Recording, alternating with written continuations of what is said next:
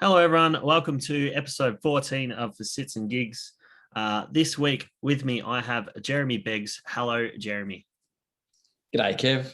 Thanks for having me. No worries, mate. How are you?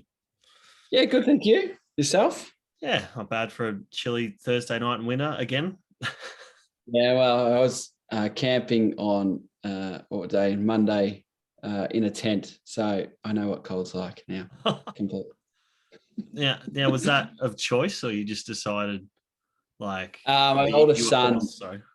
yeah, was forced. I went away a couple of weeks ago, and my oldest son was like, "Dad, you got to take me camping on the school holidays." So normally we have a caravan, but we don't have one at the moment, and so tent it was, and the brisk Tuesday morning frost, woke us up, so to speak. Oh, So okay, gross. Now, for the people who aren't aware of who you are in the local scene and things like that, give us a little bit of a spiel about yourself, and then tell us how you got your start.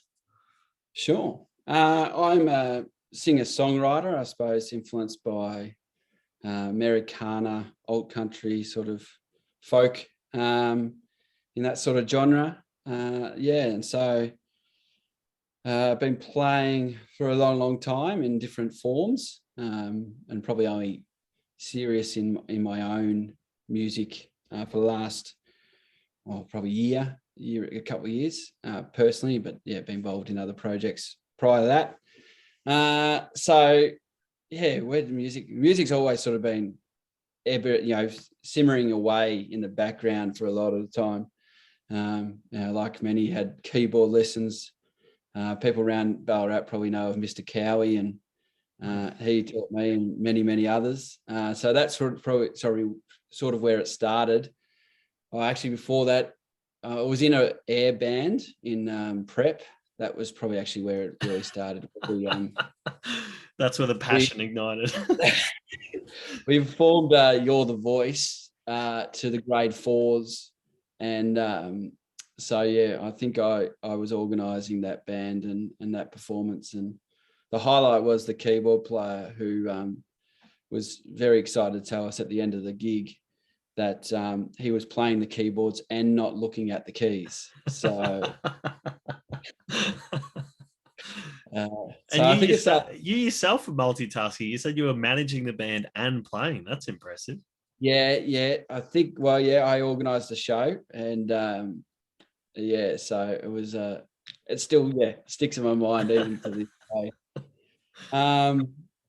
So from then I did the school music and played saxophone actually through that period. So that was pretty, doing VCE music, and that was a pretty intense sort of introduction to music. So which, once I sort of left school, that's where the sax ended, and discovered guitar and my voice in some ways. So from there, that sort of took over, and guitar first, then vocals, or both at the same time? Probably both pretty concurrently. So sort of wanting to sing, can't really do that playing sax, and my keyboard playing is pretty elementary to say the least. Guitar was always around, and playing with friends around campfires and all those kind of things, and you just pick it up, have a go, and sort of flows from there. So and for a lot of time, that's all it was really. It was just playing with mates, and the odd little open mic, or we put on a show for friends, or a couple of mates had come in, asked me to fill in for there was a local band called The Mix here in Ballarat for a while, and play with a couple of friends from there. And so that sort of just flowed along for quite a while, not really thinking that I was going to actually really do anything with it. Teaching's my had been my main focus for a long, long time, and so was sort of music was a nice thing to have on the side and share in different spaces when I could, but it wasn't really a main focus. And then, and that was the really big shift. Probably was, I think about 5 or 6 years ago, and my principal at the time asked me how would I feel about teaching music as a specialist teacher.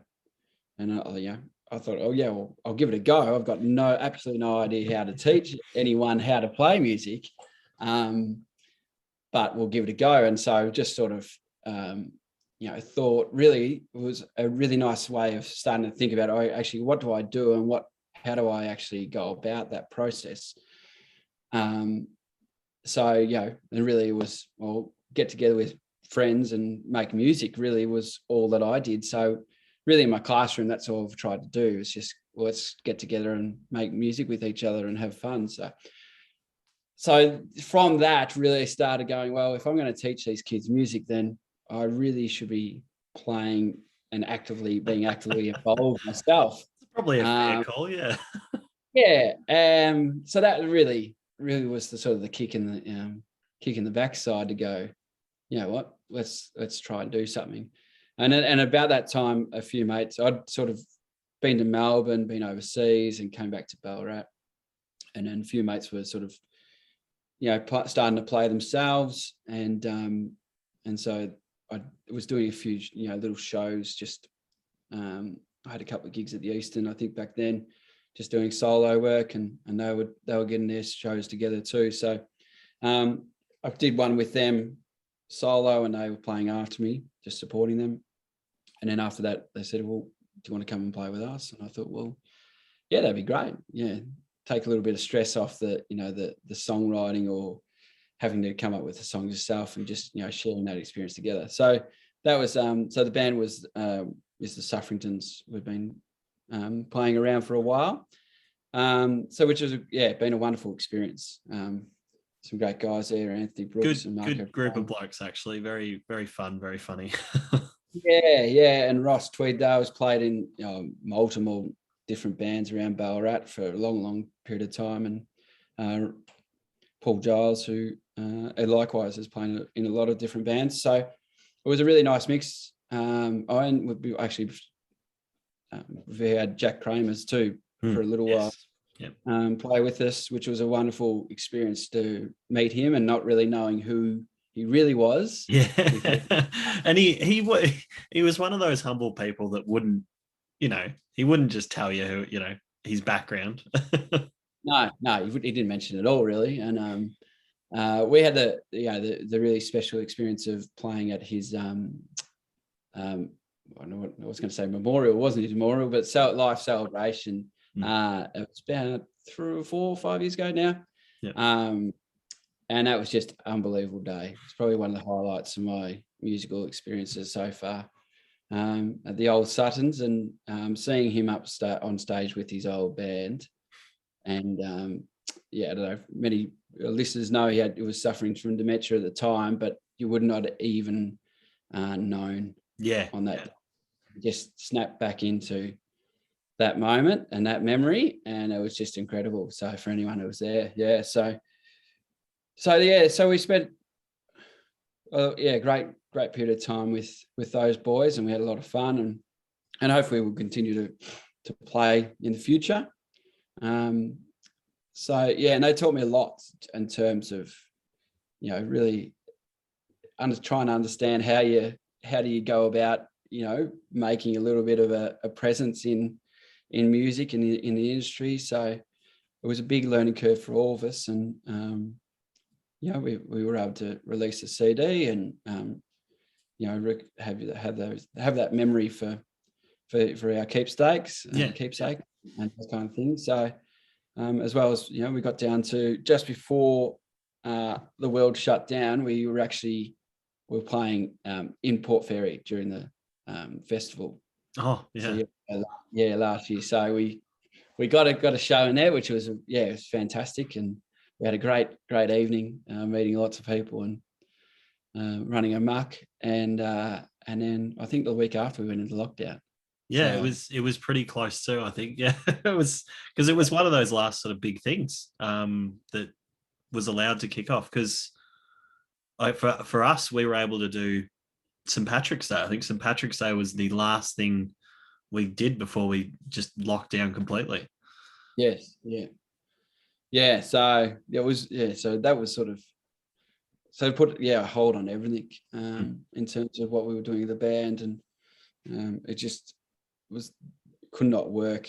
A lot of people were doing Zooms and all those sort of trying to do recordings and stuff, but just wasn't going to work for us. So at that point, it's like, well, I've got all this spare time. I was sort of lucky, my teaching continued on, but it still wasn't, certainly for me as a music specialist teacher, it wasn't as a bigger deal for a lot of the teachers. Yeah. I know it's really, really tough, but I was sort of lucky I had a bit more time. So it was like, oh, let's see if we can explore this music thing in my own by myself. So, and that's where, it's sort of this little project started off, just thinking about, okay, let's try and play some songs. And I, had some songs that I wrote with Anthony from the band, and he gave me a few others, and I wrote a couple myself, and just started playing. So doing a few, going live on Facebook and those kind of things, and just seeing whether people would enjoy it. And overall, the people, there was some positive feedback. So so that's, and we're sort of here now from that. So so you've pretty much you've compacted a lot into this last year from what I've seen. Now, so not only have you're still teaching, you've got a young family as well, which is pretty full time. And somehow you manage to consistently post on social media all the time about your music. And I don't know how you do it. Because I see so many musos that like have so much spare time, so much spare time. And they'll post maybe one thing a month and you'll completely forget they exist. But you have been very consistent with everything you've done, I reckon, since you started your solo career. Yeah, thanks. I don't feel that, but thank you. I'm glad it looks that way, but it's certainly it's a lot of trial and error, and hopefully it's giving some sort of value to people and they're interested. But I have grand plans that I'm going to be posting 3 times a week and those kind of things, and it's just that just doesn't happen. So I kind of want to, like, since I do the occasional scheduled post with my Facebook page for Sits and Gigs, I just kind of wish I could just at the start of the year just schedule all my posts for the rest of the year and then never have to touch social media again. Like, yeah, I agree. I know and I don't know about yourself, but the more you sort of start to do it, then the more you sort of go, I want to just each time be a little bit better at it and a little bit.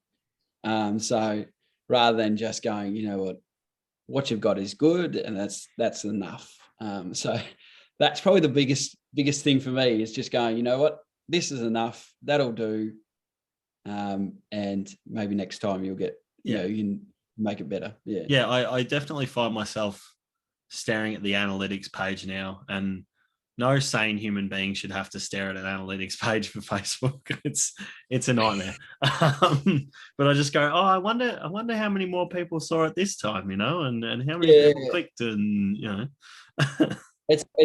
I'm finding it sort of a double-edged sword in some ways. Like, really that was the only way I could start to let people know what was going on with my music, particularly last year.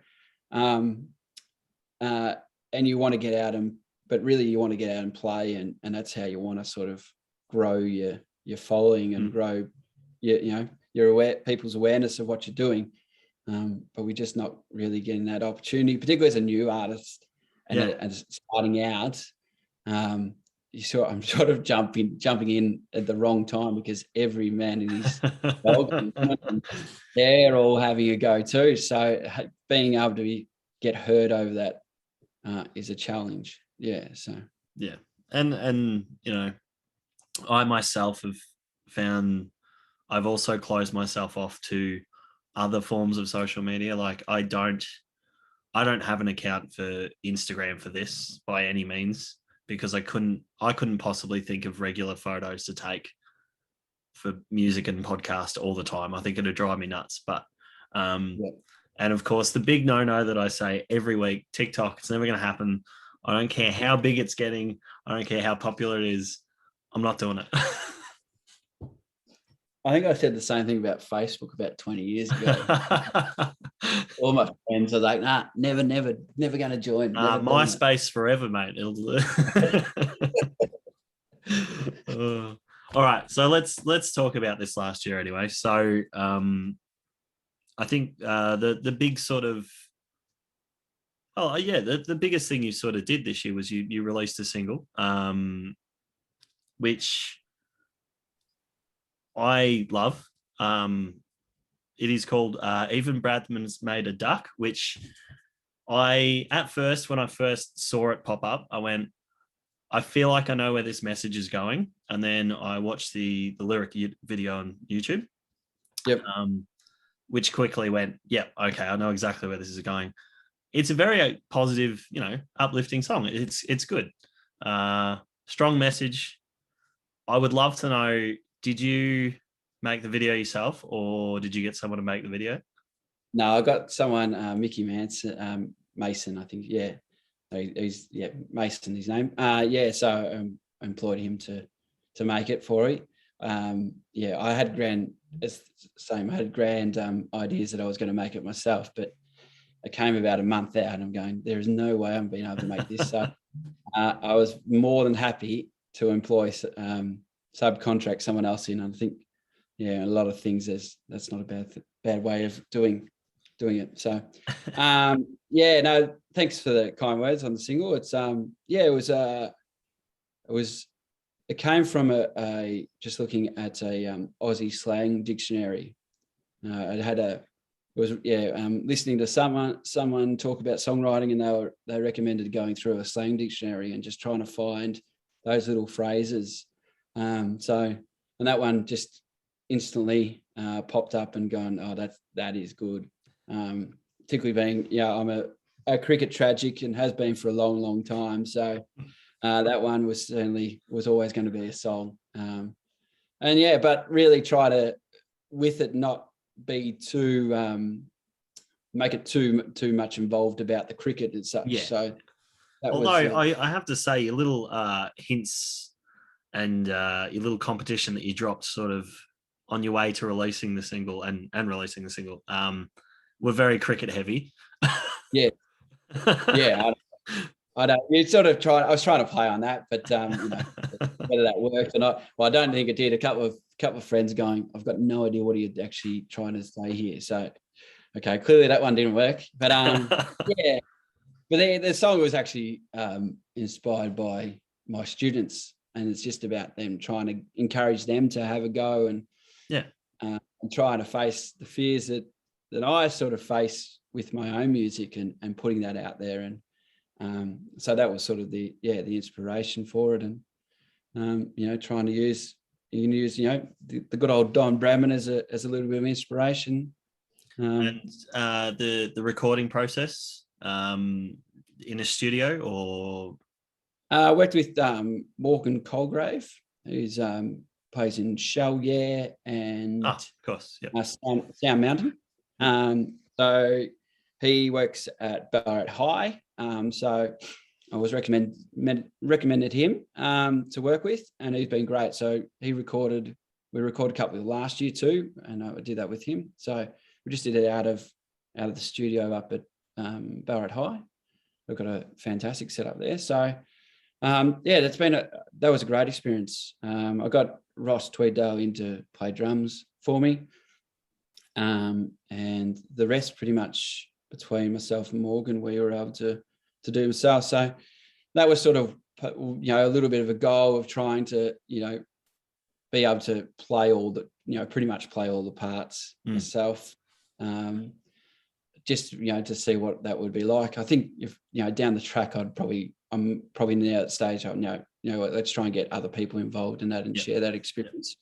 But initially I think it was really good to learn what's, trying to, that producing sort of start, side of things, and how also different parts work together and how the process works. So, especially, if it does kick off and people expect you to play it, you kind of want to have that sort of rough idea of what you can do just as is, to make it sound as much as the recording as possible, but doable, playable, Yeah, exactly right. And most of my shows at the moment are solo acoustic, so you don't want to put too many layers onto recording when generally people are going to be hearing it when it's just me. So so try to keep that acoustic nature to it. Although I've recorded another song which is very much a rock style song, very Good. heavy electric guitars. So going from one extreme to the other. So, but that's all part of the experience. And kind of perfect, like visage, like of having the acoustic and the electric behind you right now, just teasing that. I think the more and more I play electric, going, oh, that's really nice. That's so many other things you can do with it that you generally can't do with the acoustic. Oh yeah, so. But it's also, then you've got the expanse of different amps, pedals, and you can get lost. At least I feel like as someone who mainly really plays acoustic, I prefer it because at least when I start in a direction, I'll end in, I'll finish what I'm doing. Whereas if I pick up the electric, my mind just starts racing and I've got no idea. Yeah, and I think, look, for songwriting, certainly it's all done with the acoustic. It's just, much easier, much more natural for me. Now, I made a note. You've played a few gigs this year since we've been able to play again, I guess you could say. But I wanted to make a note that you've gone to a few different places in the sense that you've played at a brewery and a pizzeria, which I thought was pretty cool.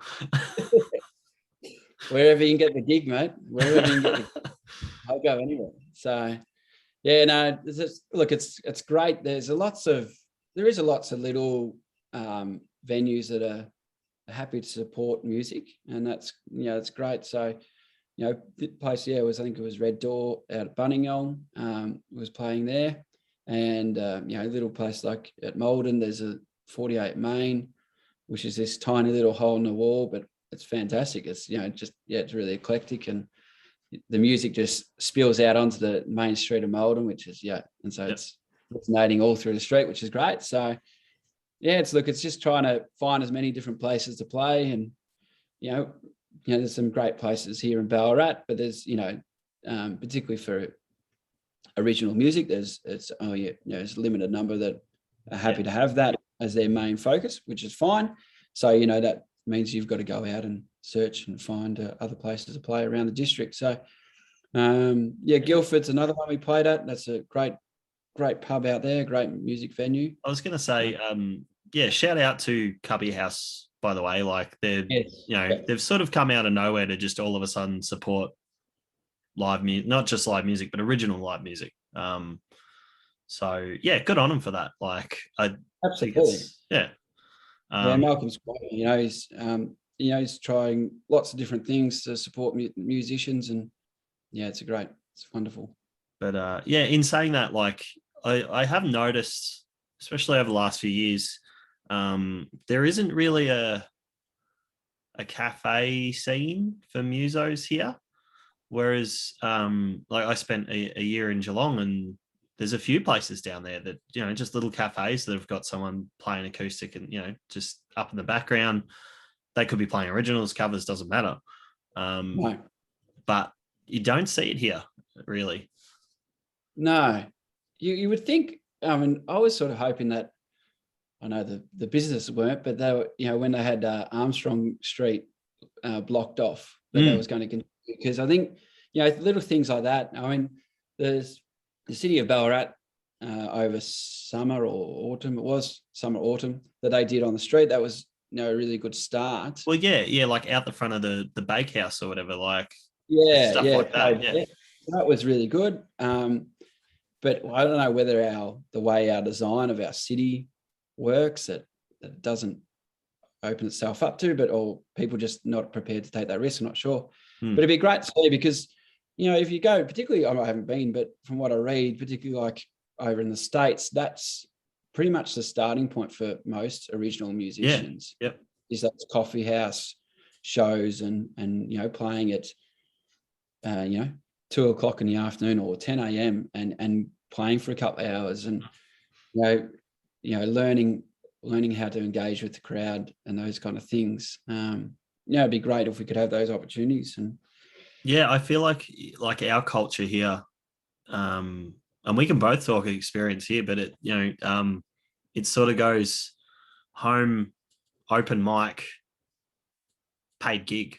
I think open mic's sort of that stepping stone between playing in your garage and playing on a stage for a paid gig. But yeah, I wouldn't say there's any sort of tiny, play for the afternoon, we'll throw you $50 or something, yeah. And look, I'm going back probably 20 years ago now, but we did have a couple, with like the Blues Club that was running for a long time, and that was a really great venue just to so anyone and everyone could play, and getting up at really much any day you wanted to.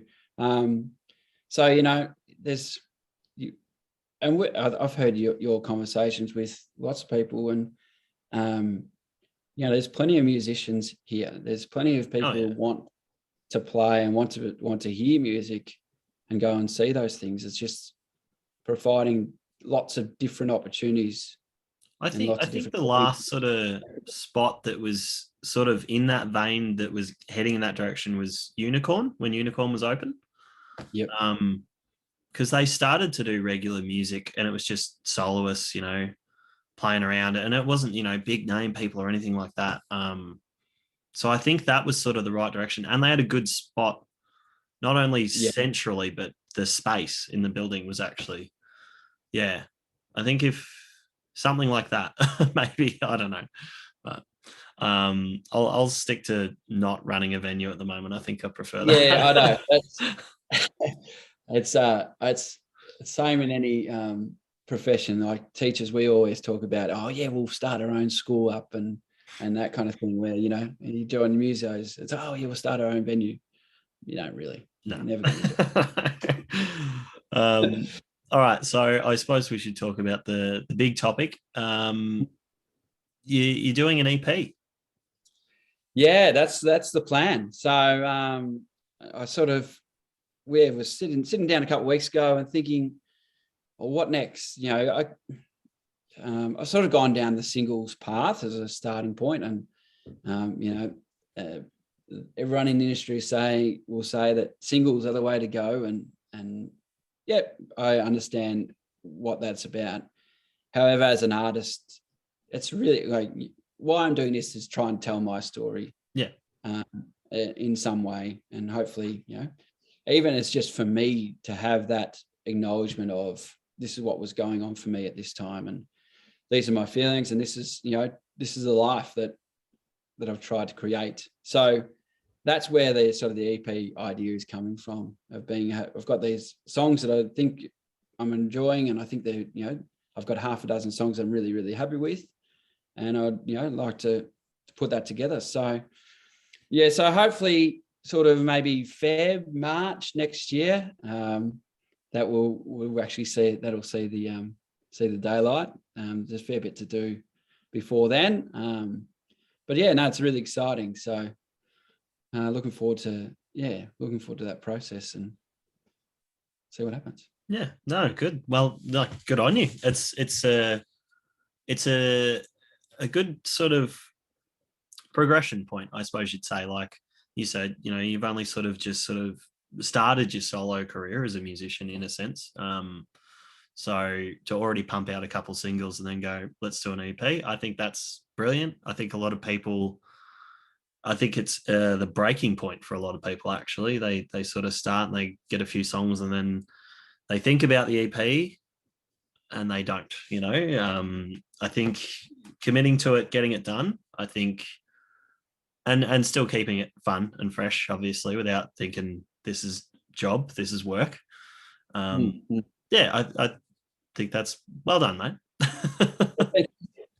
And it's just and as long as, it is about that sort of having that commitment to it and having that bit of a goal to work towards, because I'm very easily distracted and very easily go, oh no, it's a little bit too hard, and we'll try another time. So, just trying to lock that in, and next week or couple of weeks is sort of locking in a studio and a producer. Hopefully, find someone to work with. I'd really like to work with someone this time and get some different ideas, because I know I'm certainly not the haven't got this. My skill sets are certainly limited in terms of what I can do. So it'd be great to have some other voices and other ideas coming into that process. Yeah.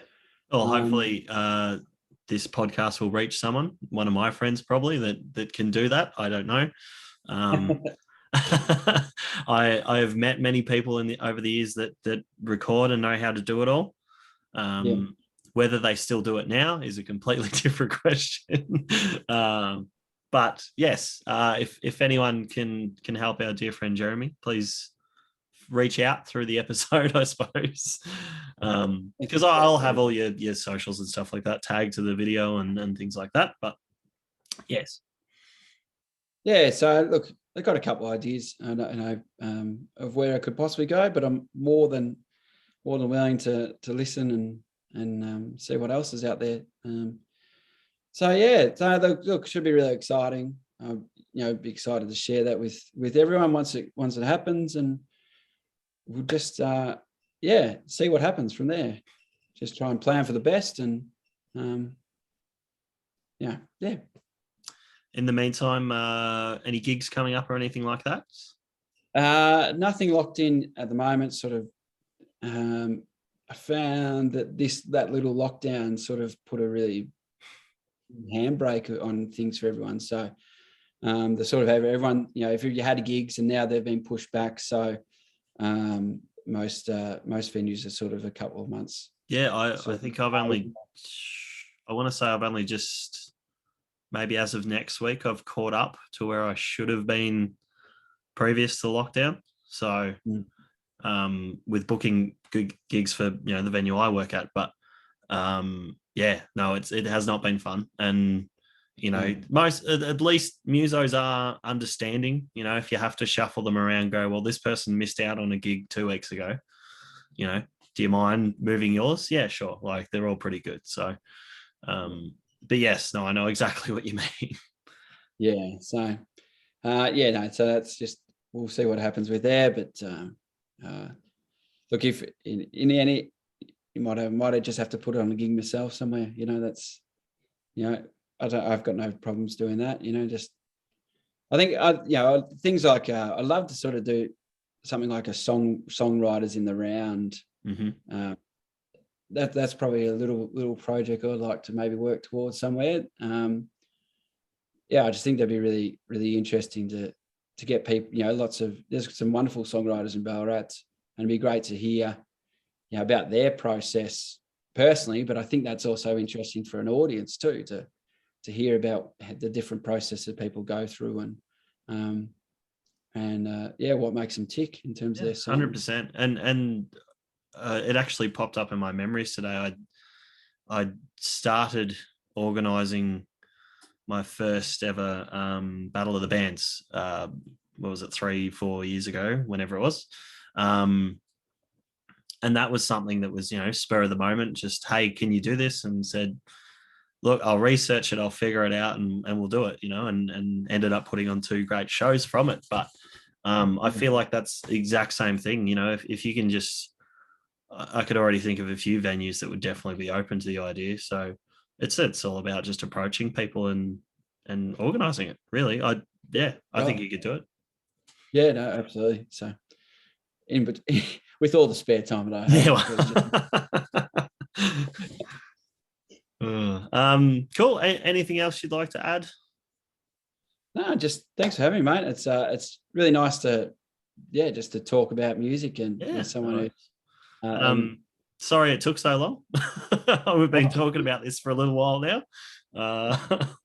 I think it would have been before you released the single, actually, because I think that's when you wanted to come on. You wanted to talk about releasing the single. Yeah, I thought that was going to be a good timing, but that's all right. These Look, things there's happen. no one to blame but me. All right. You say Yeah, you, that's I know you're a very busy man. Okay. Me, not so much, just lazy. No, it's been good. We had a little pre-chat. What was it, last week, the week before, at an open mic? yeah. Probably our first, I think, too. So, no, it's been good. It's nice to chat to someone that I haven't met that's easy to talk to, even Oh, thank though you. we're on Zoom and we have to do this back and forth. I'm not going to talk much thing. So, It's been really smooth. So you've done a great job there. And no, look, I just appreciate the opportunity to have a chat, and it's been really interesting to hear lots of different people talk too. And yeah, you know, and I think that's something I sort of have realized that I need to broaden over the next sort of few episodes. I'm getting in contact with friends that I used to study with back in Geelong, so it won't just be a Ballarat thing soon. I'll have some friends from Geelong, some friends from Melbourne in the music scene. yeah, But also, from what I've gathered from most of the episodes, I've sort of pre-planned in my head for this season. They're all musos. They're all actual musicians. Whereas, last year I had someone that owned a studio, head of the youth music program. So I might need to diversify. I think I'll need to yeah, go out there and explore, and I don't know, maybe talk to some venue owners if possible. But it's all a time frame and scheduling thing with people like that too, because they've got a business to run. It is actually their income. It's not just a passion project. So yeah, yeah, yeah. Very good. oh well, thanks, mate. I will, as I said, I'll tag in all your socials and things like that into the Facebook and YouTube. But so if anyone wants to check out Jeremy Biggs and his few singles that he's got out now, you'll just have to click through the video. But yeah, thank you for coming, mate. Thanks, Kev. All Appreciate right, it. take care. You too. Cheers.